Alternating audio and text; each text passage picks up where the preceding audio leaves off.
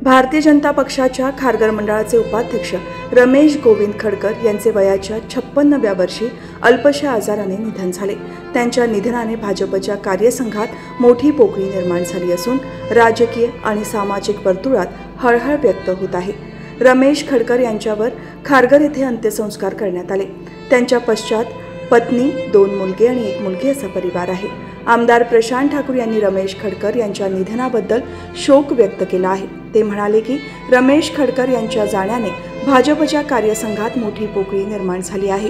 ते एक निष्ठावान, कर्तव्यनिष्ठ आणि समाजासाठी नेहमी झटणारे कार्यकर्ते होते। त्यांचा मनमिळावू स्वभाव, कार्यावरील निष्ठा आणि संघटनेबद्दलची श्रद्धा ही सर्वांसाठी प्रेरणादायी होती। त्यांच्या कार्याचा मार्ग आम्हा सर्वांसाठी दीपस्तंभासारखा राहील। आमदार प्रशांत ठाकूर यांनी पुढे म्हणाले की या दुःखद प्रसंगी त्यांच्या कुटुंबियांच्या दुःखात आम्ही सर्वजण सहभागी आहोत। ईश्वर त्यांच्या आत्म्यास शांती देव आणि कुटुंबियांना हे दुःख सहन करण्याची ताकद देव। रमेश खडकर हे खारघर परिसरातील भाजपचे सक्रिय सदस्य होते। त्यांच्या निधनाने कधीही भरून न येणारी हानी झाली आहे।